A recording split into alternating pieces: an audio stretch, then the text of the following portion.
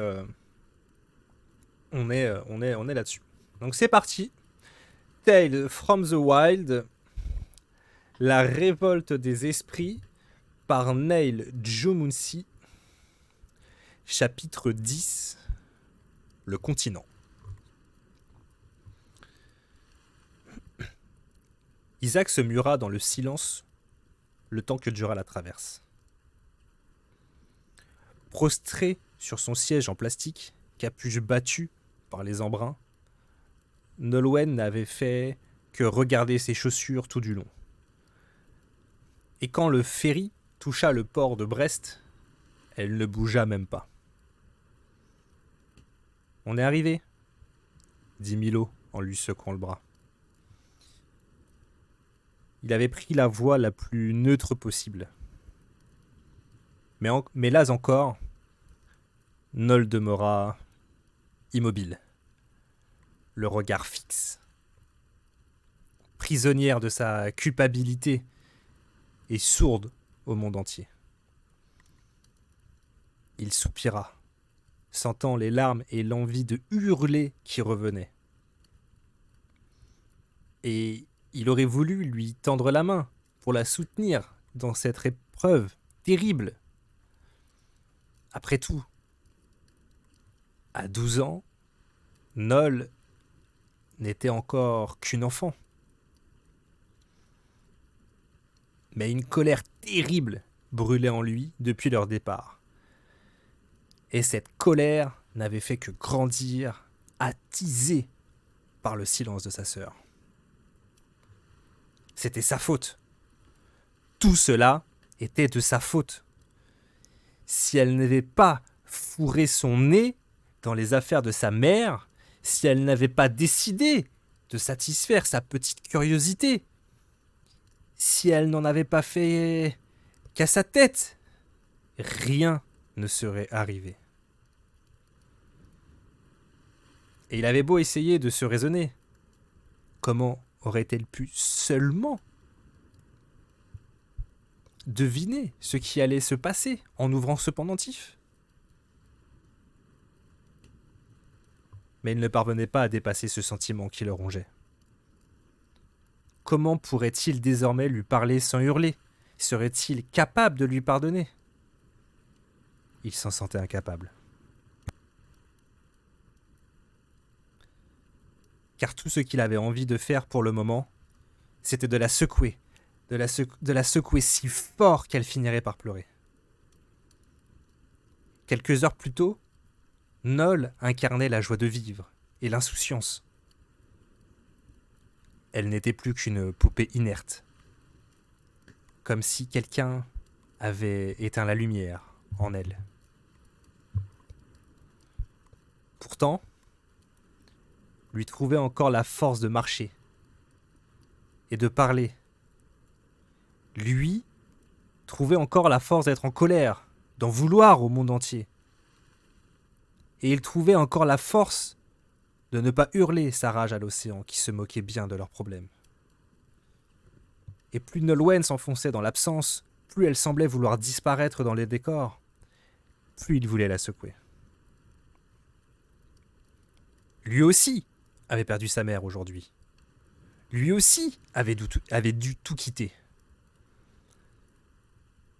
Et même s'il se savait injuste de le penser, il ne parvenait pas à chasser cette idée de sa tête. Tout ça était la faute de Nolwenn.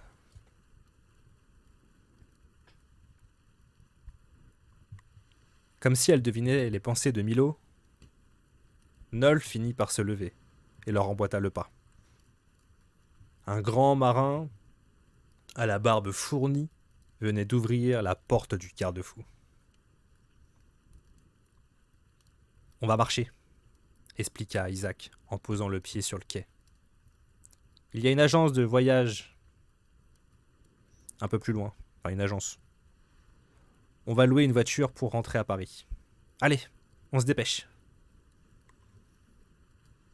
Leur père parlait d'une voix pressée et sans affect, comme s'il s'adressait non à ses enfants, qu'il n'avait pas vus depuis une éternité, mais à des employés.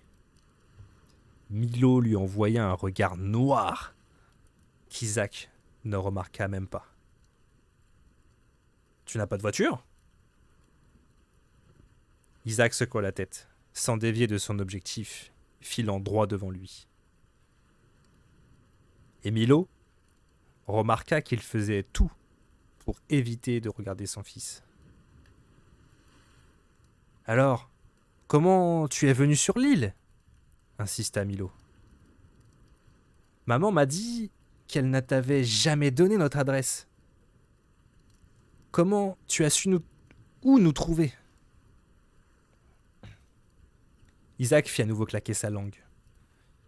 Et Milo se sentit traversé par un frisson de répulsion, comme si un reptile froid et visqueux venait de lui siffler à l'oreille. « Et toi, quand est-ce que tu arrêtes de poser tes questions ?» répondit sèchement son père. « Je vais te donner un conseil, Milo. Et tu verras.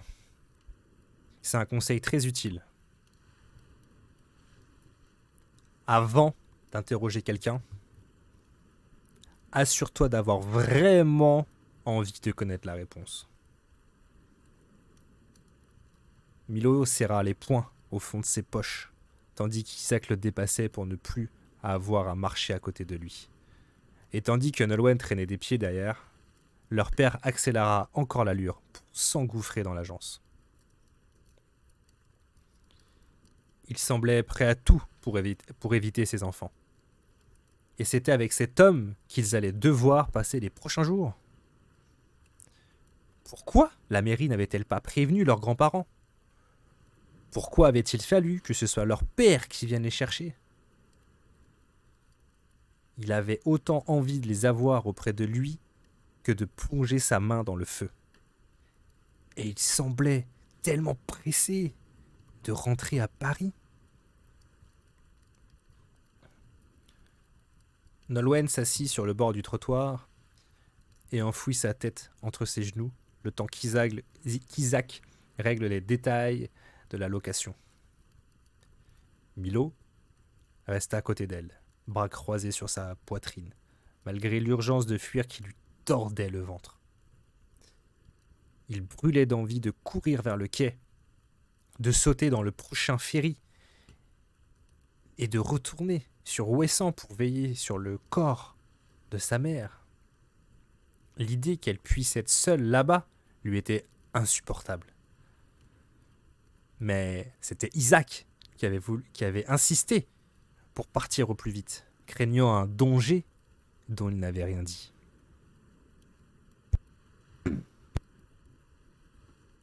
Ça aussi, c'était bizarre, non ? Car il n'avait pas vraiment paru surpris quand Milo lui avait dit que ce monstrueux orage avait emporté le pendentif.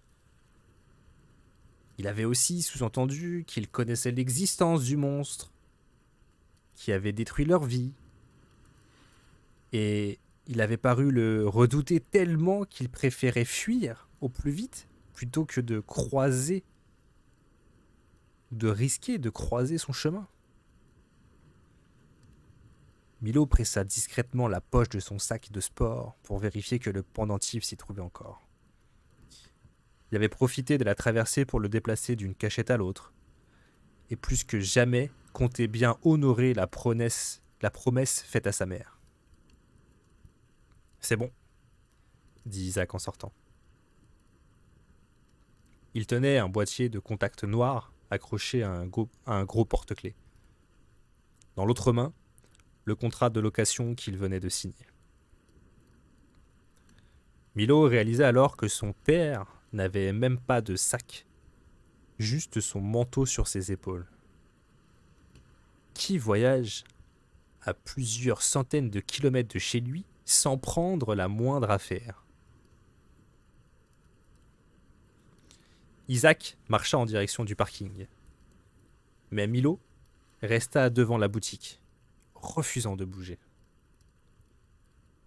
Son père finit par s'en rendre compte et se retourna. Pour la première fois depuis des heures, leurs regards se croisèrent. Mais alors que Milo était parti pour soutenir l'échange, Isaac détourna aussitôt la tête. « Qu'est-ce qu'il y a » gronda-t-il. « Venez, vous deux !» Milo bomba le torse. « Pourquoi il faut qu'on aille chez toi ? Pourquoi pas chez Nona et Papy ?» Isaac, plus agacé que jamais, jeta un coup d'œil rapide en direction du ciel, comme s'il craignait que l'orage revienne. « Nous n'avons pas le temps pour ces bêtises. Vos grands-parents habitent dans le sud, ça leur prendrait des heures pour arriver. »« Est-ce qu'ils sont au moins au courant pour maman ?» gémit le garçon, qui sentait les larmes refaire surface et le gouffre l'aspirer. Pour la première fois, Isaac parut ne pas savoir quoi répondre. Et alors qu'un silence s'installait entre eux, ses épaules s'affaissèrent et il fit un pas en direction des enfants. « On les appellera sur la route. D'accord ? » « Ils ont le droit d'être prévenus !» gronda Milo. « Ce sont nos grands-parents !»« Évidemment, Milo. Maintenant, par pitié, il faut qu'on monte dans la voiture. Est-ce qu'on peut au moins aller se mettre à l'abri ?» souffla Isaac, en regardant encore le ciel clair et pourtant vide de tout nuage. Il y eut un moment de flottement. Milo en profita pour tourner la tête vers Nolwenn, qui semblait n'avoir rien écouté de leur échange. Sa sœur, inerte, continuait de fixer ses chaussures comme si elle se regardait marcher à côté de son existence. « Allez !» souffla leur père. Ils finirent par accepter de suivre Isaac jusqu'à la voiture, mais ne desserrent pas les mâchoires et grimpèrent dans le véhicule en silence. C'était un grand véhicule de couleur noire, type SUV, qui brillait de façon insolente sous le soleil de l'après-midi. Typiquement une voiture que leur mère aurait détestée. Isaac mit le contact et ajusta les rétroviseurs. Puis, il sortit son téléphone portable et essaya de le déverrouiller sans succès. « Plus de batterie !» marmonna-t-il en reposant l'appareil sur le tableau de bord. « On appellera vos grands-parents en arrivant à Paris. »« Il y a un allume-cigare !» dit Milo. « Je n'ai pas pris mon chargeur. » Encore un curieux hasard, pensa Milo. Mais il n'avait plus le cœur à le faire remarquer.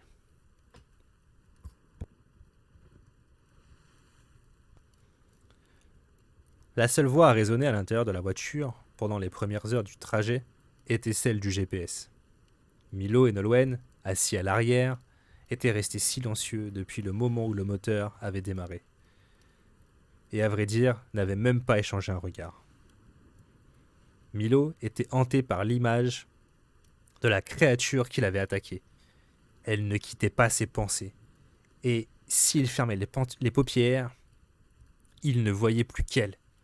Une véritable horreur. Pour autant, il aurait aimé avoir le luxe de se perdre dans ses terreurs, de s'y abandonner pour ne plus penser au reste. Car la vérité, c'est qu'il ne décolérait pas. Cette rage qu'il éprouvait à l'encontre de sa sœur l'empêchait de penser à autre chose. Et cela ne faisait que le rendre encore plus furieux. Il aurait voulu se laisser aller à la douleur, ne pas avoir ce poids supplémentaire sur la poitrine et pouvoir pleurer avec sa petite sœur. Il s'en voulait de la voir effondrée, le front collé contre la vitre, les yeux perdus dans le vague, lorsqu'il n'était plus rempli de larmes. Il aurait voulu assumer son rôle de grand frère, parce qu'elle n'avait plus que lui, et que lui n'avait plus qu'elle. Mais c'était encore trop lui demander. Déchiré par ses sentiments, il avait fini par abandonner l'idée de dissiper le silence. De son côté, Isaac n'était visiblement pas du genre à en être dérangé. Il n'avait même pas allumé l'autoradio. Il se contentait de pester régulièrement contre les voitures qui n'avançaient pas assez vite à son goût. Le véhicule de location filait à toute allure sur l'autoroute, sans faire attention aux limites de vitesse. Leur père était pressé de rentrer et semblait tout trouver trop lent. Milo avait pourtant passé une bonne partie de son enfance sous son toit, jusqu'à ses 10 ans. Mais son visage ne lui évoquait rien. En tout cas, aucun souvenir heureux. Il se rappelait de ses absences et des longues périodes passées avec sa mère sans le voir. Il se souvenait aussi de la naissance de sa sœur et des jours heureux qu'ils avaient suivis. Mais à chaque fois qu'il essayait de se remettre en mémoire des événements de cette époque, Isaac n'était pas dans le tableau. À croire qu'il était si souvent absent que son souvenir avait fini par s'effacer de lui-même. À vrai dire, quand leur mère leur avait annoncé son intention de divorcer, Milo avait ressenti un soulagement. Il avait toujours eu l'impression de vivre dans la maison d'un étranger.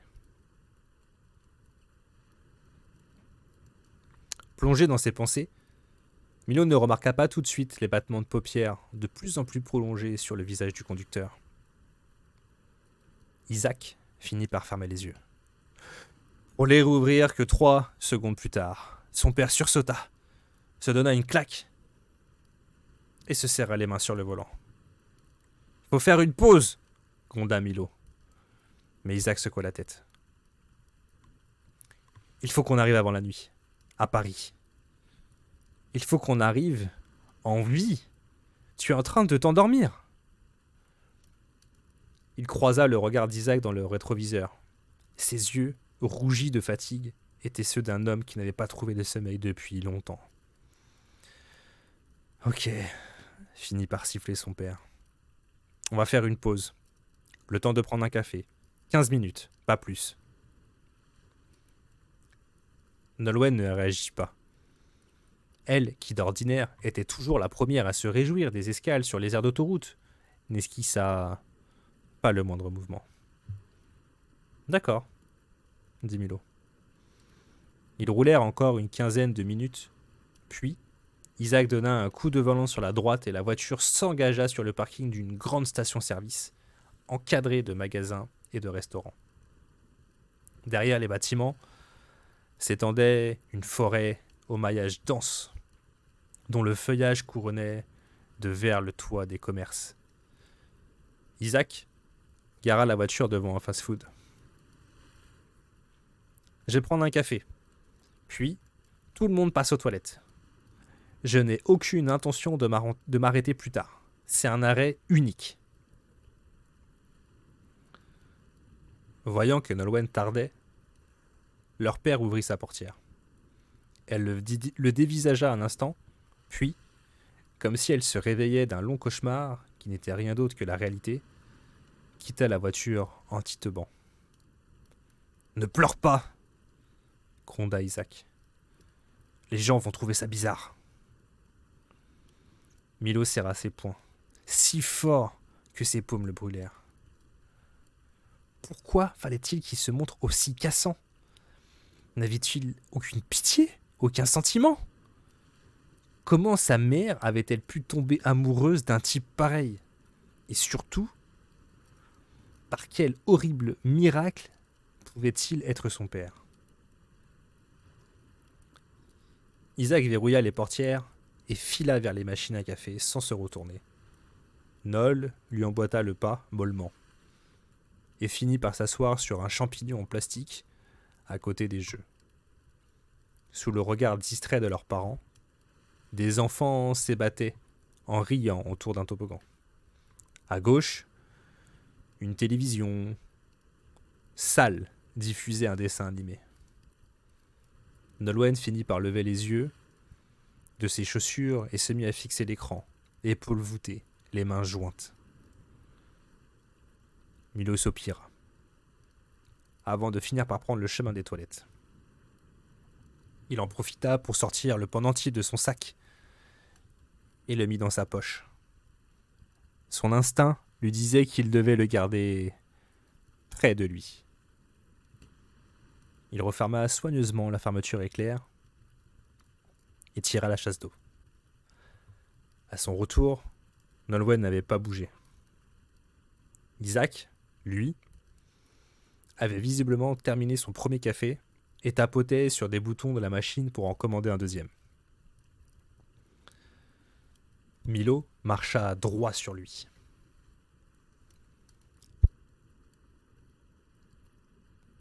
« C'est un enlèvement ?» demanda-t-il. Il avait bien réfléchi aux toilettes.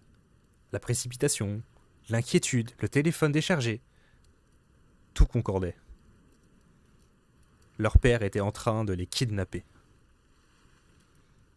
Isaac toussa, dévisagea son fils et grimaça. « Mais qu'est-ce que tu racontes, imbécile !»« Si ce n'est pas vrai, alors appelle Nona et Papy maintenant. » Je t'ai dit que je n'avais plus de batterie. Et à vrai dire, je n'ai même pas leur numéro. Ils ont tout fait, changé après que ta mère et moi... Je le connais, moi. Leur numéro, par cœur même. Il suffit qu'on demande à quelqu'un de nous prêter son téléphone en disant que c'est urgent. Et c'est pas... Calme-toi d'abord. Je n'aime pas ce ton. Milo demeura campé sur ses appuis, prêt à mordre. Bien sûr, il avait un peu bluffé. Ses grands-parents vivaient au milieu de nulle part, en pleine montagne, et n'avaient jamais été raccordés au réseau. Quant au téléphone portable de sa grand-mère, il ne captait qu'une fois sur 4, et elle devait fréquemment descendre un peu plus bas vers le village pour mieux capter. Mais c'était un détail. Milo avait obtenu l'effet recherché. Autour d'eux, plusieurs automobilistes les regardaient. Certains semblaient même sur le point d'intervenir. « Je peux crier ?» chuchota Milo. « Je peux crier tout de suite. Et je te garantis que tout le monde nous croira. Ils appelleront la police. » Isaac eut un rire mauvais. « Et qu'est-ce qui se passera après ? Vous êtes mineur. Vous croyez qu'ils vous laisseront filer ? Le temps qu'ils démêlent le vrai du faux, vous serez placé en foyer. Ils vous le sépareront. C'est ça que tu veux ? Là ? Maintenant ? C'est ça que tu veux pour Nolwenn ? Milo voulut répondre, mais ne parvint pas à trouver ses mots. Entendre le prénom de sa sœur dans la bouche de son père réveillait en lui des pulsions de violence qu'il pensait avoir enfouies profondément. Qui t'a prévenu que ça allait arriver ? Isaac posa son café sur le comptoir. Tu n'es jamais venu nous voir, et là, tu débarques juste au bon moment. Ça veut dire que tu savais, non ? Isaac secoua la tête. Un voile de tristesse parut assombrir son regard le temps d'un battement de cils. Mais il disparut presque aussitôt. Son père tendit la main vers la droite. « Regarde, Milo. Qu'est-ce que tu vois ? »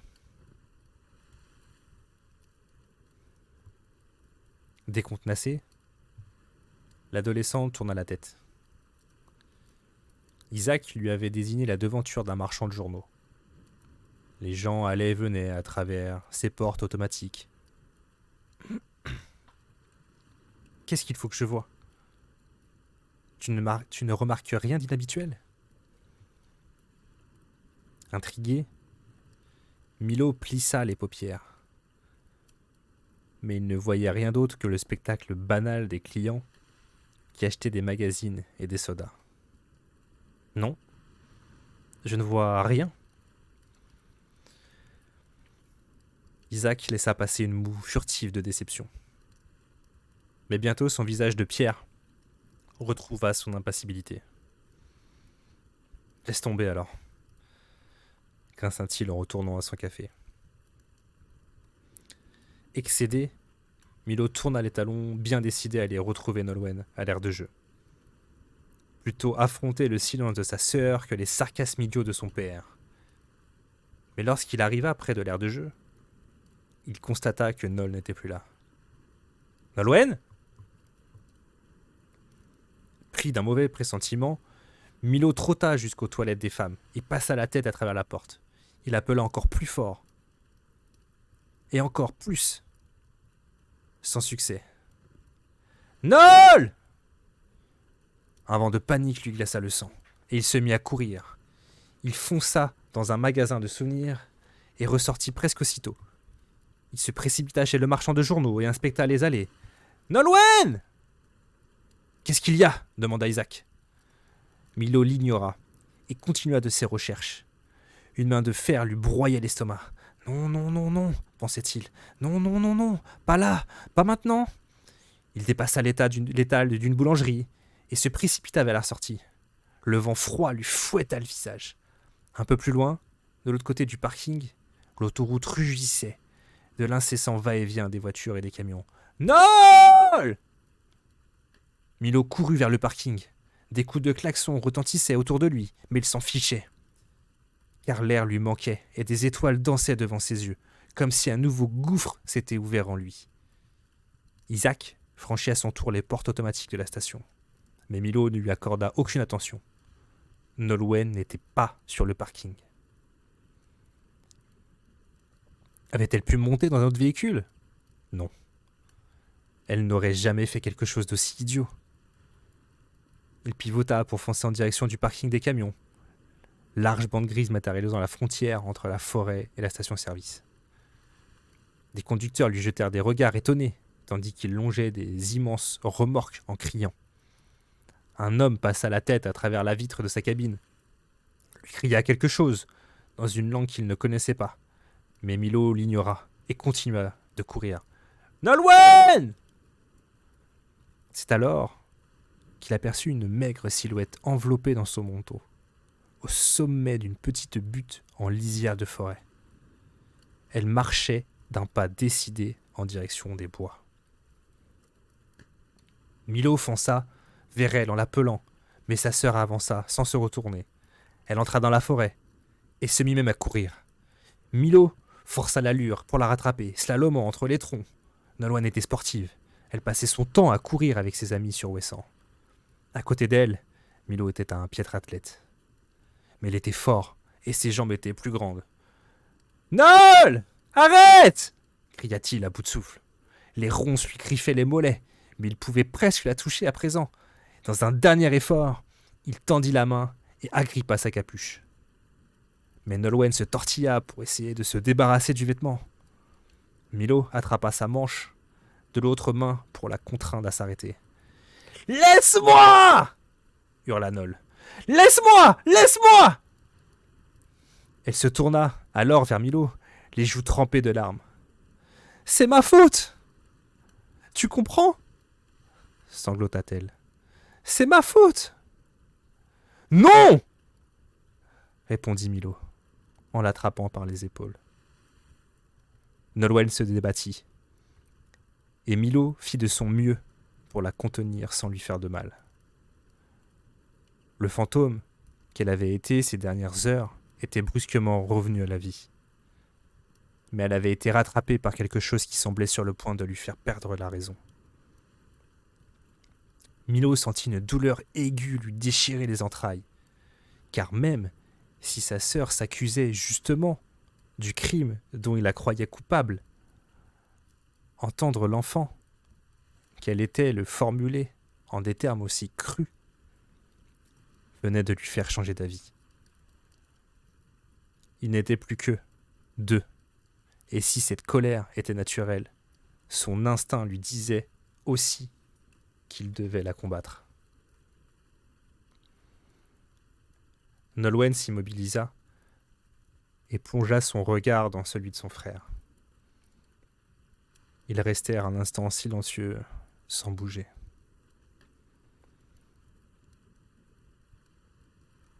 Tu le sais, Milo, que c'est ma faute?